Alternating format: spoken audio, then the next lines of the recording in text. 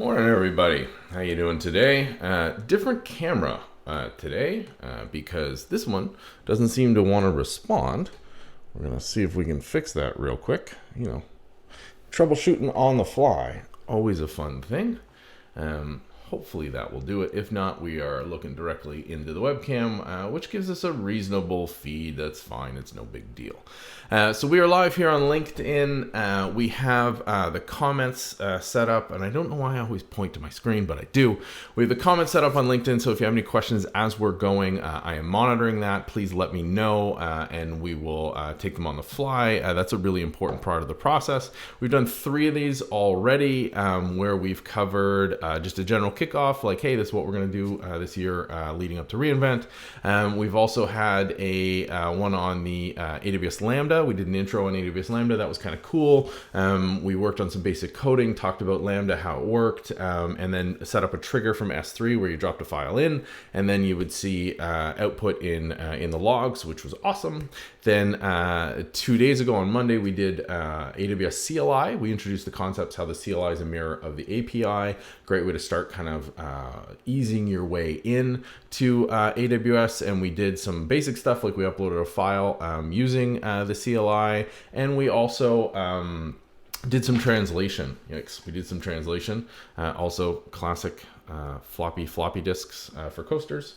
We did some translation via the CLI, which I think was pretty cool. So today we are going to tackle the shared responsibility model. And as I said in the comments already, that is way more interesting than it sounds, because everyone just kind of goes, oh God, shared responsibility model, here we go. How are we going to deal with this? Let's start by actually walking through what AWS considers to be the shared responsibility model. Then I'll give you my take on it to simplify things and to make stuff easier. Thanks for jumping on the live stream, everybody. I appreciate it. If you have any questions, please, by all means, jump in. I'm totally comfortable on the fly. The idea of this is casual. There's so much stuff going on leading up to reInvent that I wanted to help you guys out. I wanted to sort of get a better idea for myself even of what's going on and kind of help bridge some of the gaps in the cloud. So I did put a link right off the bat. I just updated my website, finally went through and cleaned some stuff up, but I have a page up for reInvent. This is where I'm collecting all things reInvent. And then you can see here we've got a countdown timer. Click through to the ultimate guide that I've been writing for it's up on the A Cloud Guru blog, but it is the sort of the ultimate guide to the show. You can see what's going on as far as activities during the show themselves. But more importantly is I'm keeping track of the live streams. So you can see here we've got the replays from the previous ones, as well as what's up next. We're doing this one right now, but if you click onto the replay, you'll see the embed from YouTube, which is great, and then also actually translated or transcribed from the machine. So lots of mistakes in there, but some interesting stuff nonetheless. So let's go, and Andrew has already hit it. That timer is not powered by Lambda. That is good old school JavaScript. Really simple. The whole website sits in S3 though, and we're going to talk about that on the next episode. We're going to talk about S3, I think, in general. But Andrew has already hit it out of the park. The shared responsibility model from AWS is ugly. It's worse than ugly, Andrew. It is counterproductive. It's too complicated. It tries to get across a very simple concept, but it has done so by having a generous helping of either engineering or marketing. I'm not quite sure which one, or maybe they're both fighting. This has generally been their way of presenting the shared responsibility model. You're going to see this in the AWS documentation. I'll show you their actual AWS site for shared responsibility in the middle. But essentially the 2 key points, and let me move myself over to the other side so you can see here. The 2 critical points this does get across is the concept of security of the cloud, security in the cloud. Now, that's good. I'm going to highlight that that's a good thing. That's what I like about this diagram. I don't like anything else about it. And the reason being is it's only talking about security. The shared responsibility model is more than just security. But also, there's just too many things going on here. It doesn't get across the core concept that is absolutely critical when we are talking about this concept. And this is the shared responsibility model, is how everything works in the AWS cloud. So I'll leave myself over here. Let me flip over and show you how AWS presents that model. So they have a page, compliance/shared responsibility model. And if you scroll down, you're going to get the whole blurb about security and compliance as a shared responsibility between AWS and the customer. 100% correct. Operations is also a shared responsibility, and it works on this model. And I don't like, if you guys have followed me for any length of time, you know that I really have a challenge in the way that security is always put off to the side. You're like, oh, here's all this IT stuff, and there's security as well. It's a fundamental integrated part. There's no separation. Security is just one aspect of building well. For me, it comes down to my definition, the goal of cybersecurity, to make sure whatever you've built works as intended and only as intended. That is just something that I think we need to hammer home time and time again. So while this model is presented in the concept of security, it really applies to everything.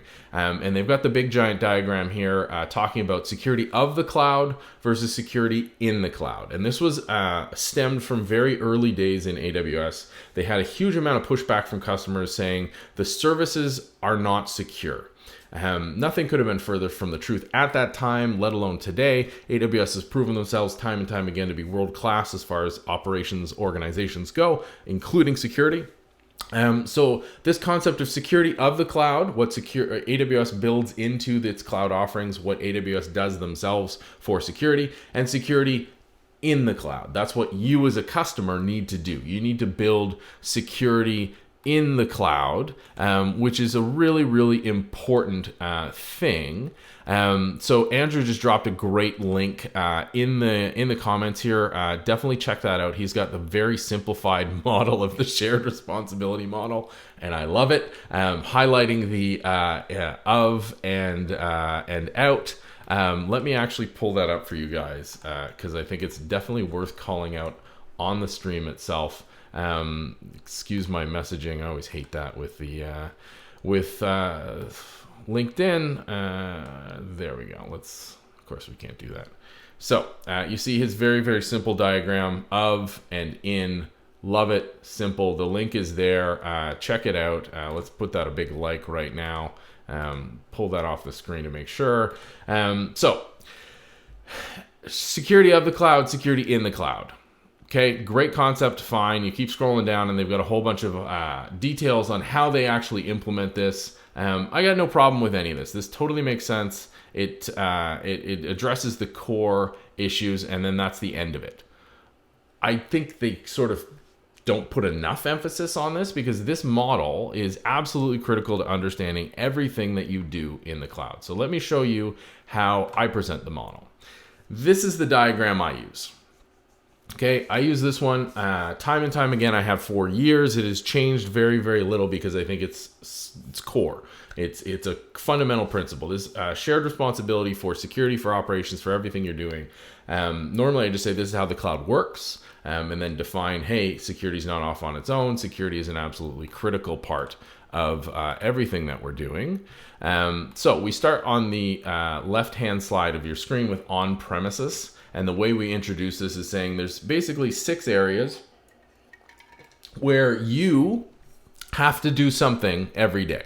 Okay? Something has to be, or I shouldn't say that. Let me reset. I was jumping ahead of myself. There are 6 areas where, 6, not 7, 6 areas where something has to be done basically day to day, if not hourly, to keep things working, to keep the lights on, to keep things safe and secure. And we start with physical, moving up to infrastructure, virtualization, OS, apps, and data.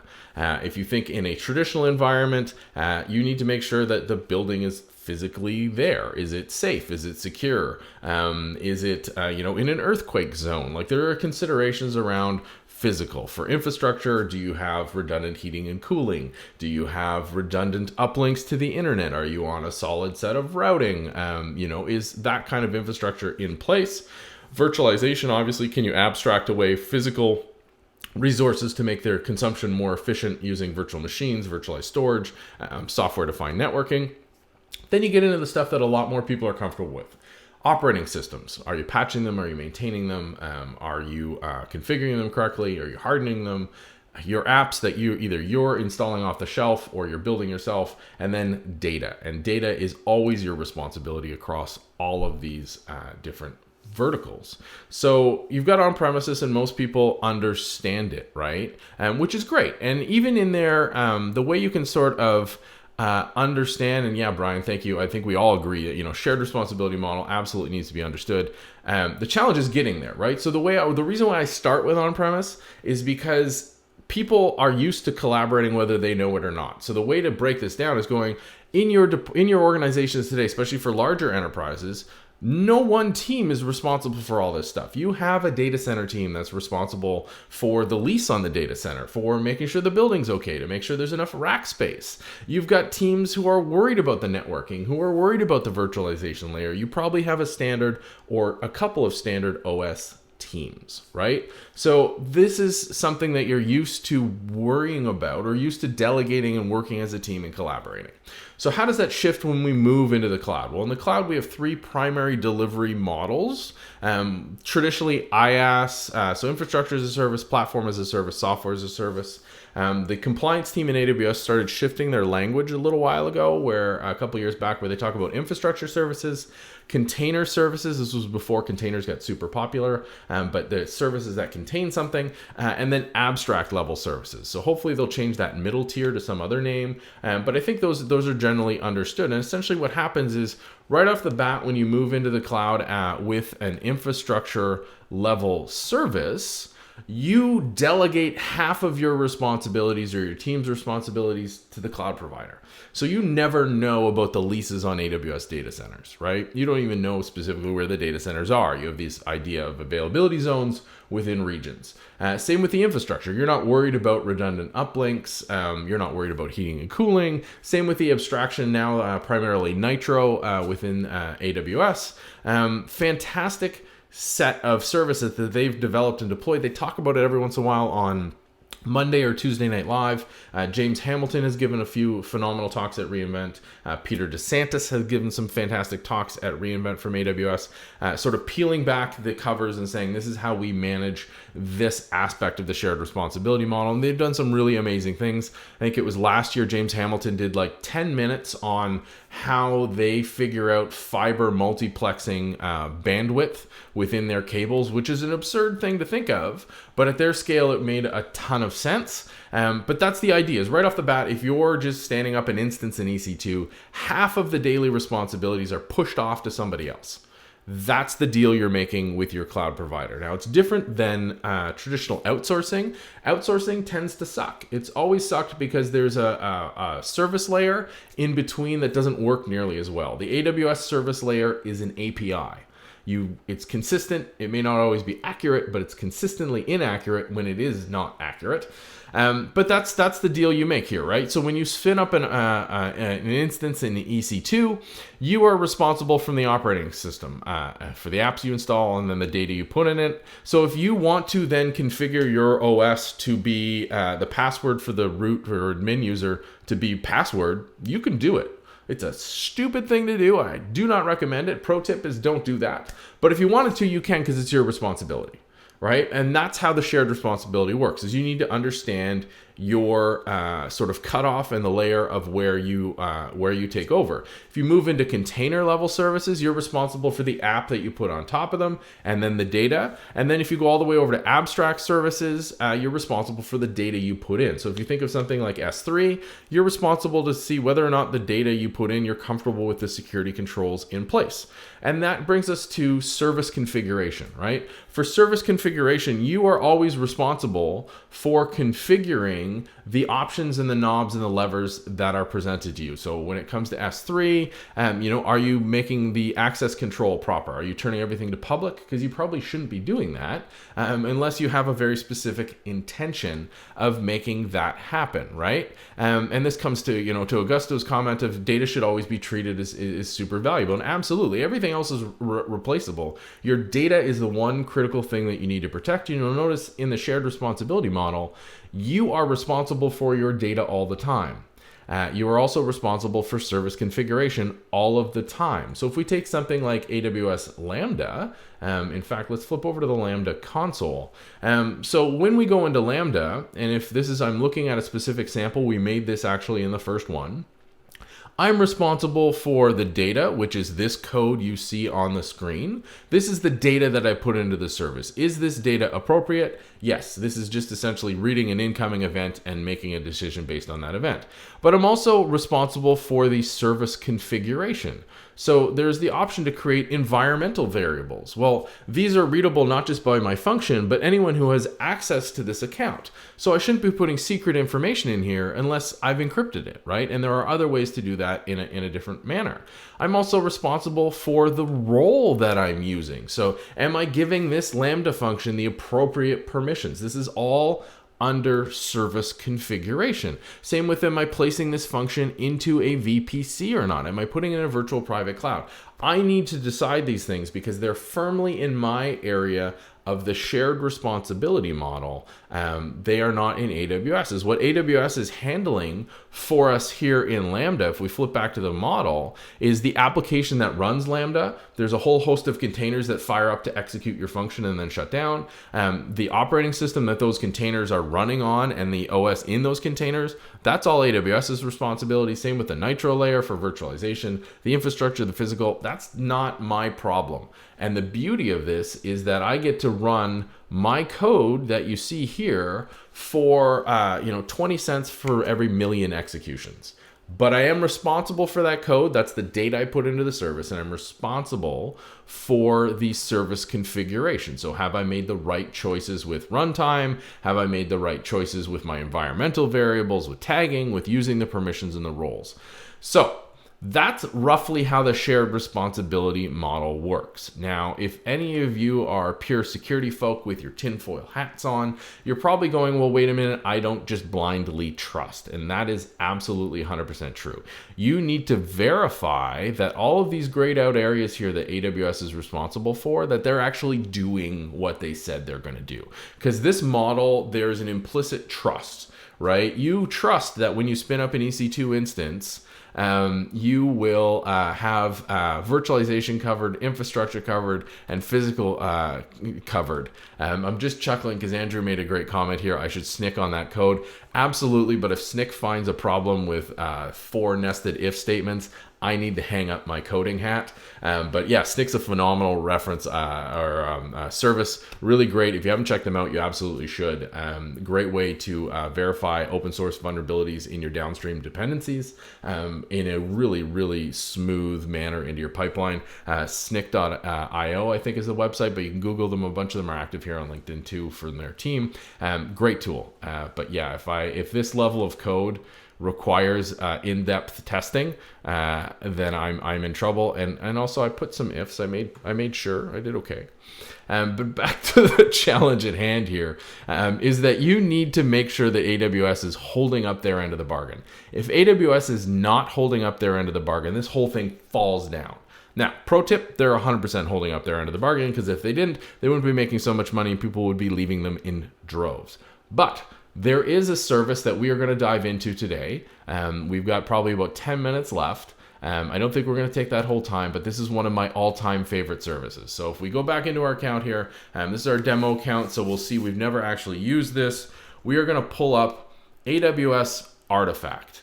Most people have never heard of this service, which is a shame because, like I said, it's my absolute favorite. So if we click on Artifact, this is the extent of the service. You'll see there's agreements and reports. They've actually added agreements, which is nice. So you have the account agreements around Australia's notifiable data breach, the business associate amendment for HIPAA in the States, and then my Japanese is not as slick as it should be, but this is the Japanese privacy law amendment or agreement for being a service provider. So if you need copies of that, that's there.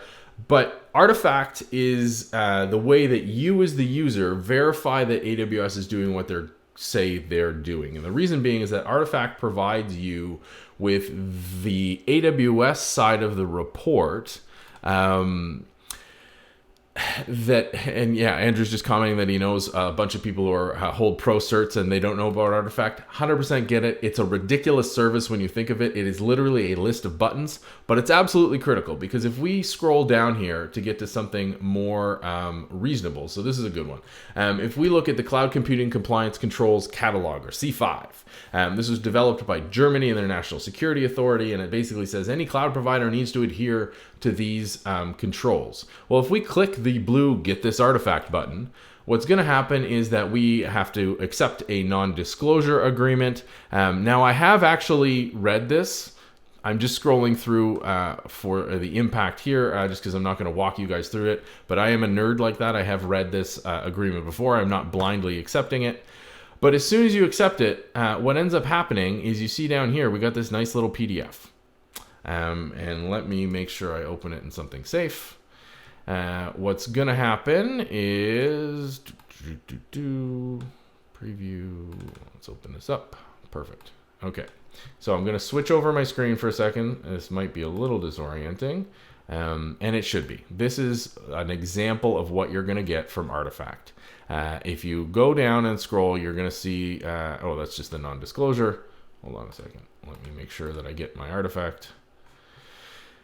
If you eventually get this to work, what's going to happen is you will get, open, let me show this in the Finder.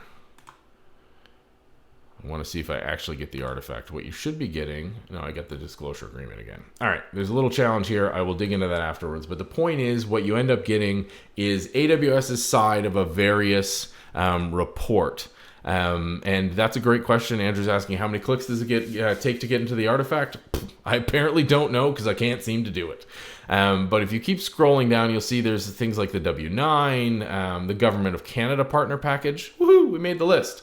And ISO certification. These ones are where people are more familiar with. So if you look at, we're just going to flip, it helps if I go back to Chrome here.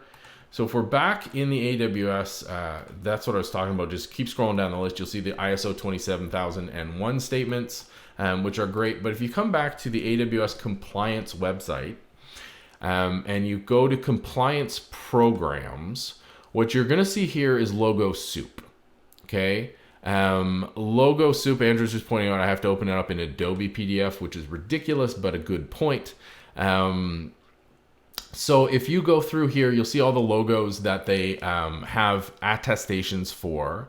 And you've got like SOC level 1, level 3, PCI, DSS, all that kind of stuff.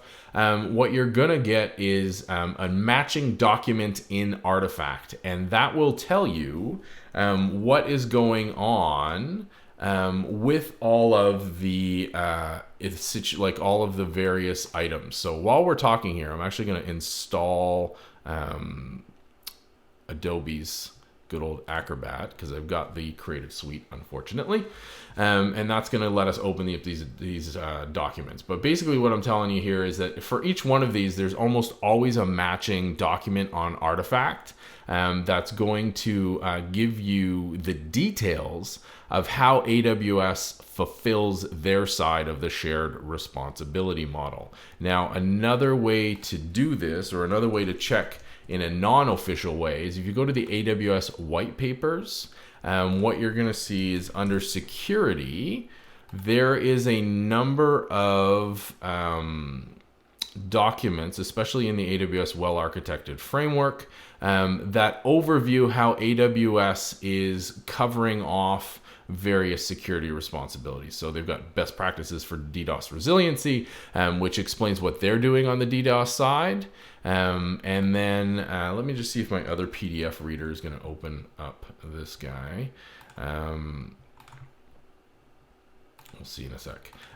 So you've got these various white papers in here, and there's a really good one on security that I will have to figure out the actual ops resilience, and something like there's a security overview of Lambda. There's a generic version of this for various security services, but this tells you, so you can see right here, shared responsibility model is one of the core aspects. We've got our horrible diagram again, but this document walks through what AWS is doing to fulfill their side of the shared responsibility model. It tells you how the Lambda runtime works. It tells you where your responsibilities start. And there's an overall document that covers security for this and operations for various services, as well as these specific ones sitting in Artifact. So good old Creative Cloud's taken forever to install Acrobat, but Andrew's given us some great info in the comments here that if you're using the official Acrobat PDF opener, it will get you past the non-disclosure agreement. You'll actually be able to open up the artifacts themselves, or maybe post a screenshot or something like that. But you guys get the point. When it comes to the shared responsibility model, these areas below in the gray, AWS is responsible for. You need to make sure that you understand where that line is, right? If you don't know where that line is, you're in trouble operationally and from a security perspective, and that's absolutely critical. So if you're running an instance in EC2, you are responsible from the OS, which means like this week where Microsoft released 2 critical patches, you need to apply them to your Windows systems. They're not just going to happen automatically. Whereas if you were running in a PaaS level service, so something like RDS for SQL Server that's running on Windows, AWS takes care of that patching. You don't have to worry about that because they're patching the OS. You have to worry about the app and the data on top of it, right? And if you move all the way over to the data side, you need to, like we saw in Lambda, is my code okay? Am I putting it in there? And Andrew suggested a great one. If you're not sure about the quality of that data, you can run something like SNCC against your code. If you're in S3, the question is this top secret information? Am I comfortable with that? And then as always, you're responsible for service configuration. You need to understand that AWS provides a bunch of great levers and knobs and things like that for you to take advantage of. So you need to get there. And that actually brings us to a whole service area. The security, identity, and compliance area here that you see on screen, these guys, they're tools that AWS has provided, or services or features that AWS provides to help you fulfill your aspect of the shared responsibility model. That's the goal of these things. They don't automatically do security for you. They help you fulfill your responsibilities. Security vendors, so I work for Trend Micro. We're an advanced technology partner from AWS, have been forever. All the security partners you see in the APN, in the Amazon Partner or AWS Partner Network, we're all trying to help you fulfill your aspect of the shared responsibility model. Same with these sets of services. So if you look at like Secrets Manager is trying to help you manage secrets so that when you configure things like a Lambda function, you don't need to put the secret in the code, right? You don't need to put the secret in the data. You can have it in an area where you're more comfortable. Same with Inspector is looking at your instances to make sure your OSs are up to date and your apps are up to date and not vulnerable to something. These entire suite of services are trying to help you fulfill your area of this shared responsibility model. But I far prefer, I do not like presenting it like this. I like Andrew's version of this diagram if you want to go of the cloud in the cloud. But I think if you're talking about it with teams, if you're trying to understand it yourself, I think this is far simpler. I think this is very much straightforward. This is what you should be trying to wrap your head around. Know where this line is. For infrastructure, OS and up, platform or container, app and up, SaaS or abstract stuff, data and up, so data and service configuration. Absolutely critical that you understand this, not just for security, but for operations as well. With that, we've hit 10:30. We're going to call it on this stream. The link I dropped at the start, that's where I'm tracking all of this stuff all the way up, good old LinkedIn, on the updated site. So you'll see it on the All Things reInvent page. Tracking the existing stream, so I'll put this one up there, and then the next stream might be this week or next week. I'll look at my schedule. I'm trying to get a little ahead so that you guys have a better idea instead of just randomly get those LinkedIn notifications. But as far as topics go, fire them off in the comments here on LinkedIn, or if you're watching this on the replay on YouTube, in the description below, because I'm building that out. I want to know what makes sense for you guys. What I'm thinking for the next time is a deeper dive into Amazon S3, specifically around configuration and understanding your part of the shared responsibility model, which is why I wanted to tackle that today. Really appreciate you guys jumping on the stream, sticking with us. It's great. I love the comments. Andrew just fired off one more here on using Systems Manager Parameter Store. It is free, but there are challenges with that. Secrets Manager also offers rotations, and there's something to be said for separation of duties and separation of data storage, but we'll cover that on another stream. And yes, Augusto, I will absolutely share this slide out just as a straight image so that you guys can use it, maybe put it up somewhere in the Cloud Ops Center so that people understand it. Email it to all your friends, all that kind of stuff so that you drill this model home. Thank you very much for joining, guys. I really, really appreciate it. Ooh, that's super trippy. We will talk to you soon, and keep those comments coming. Thanks again.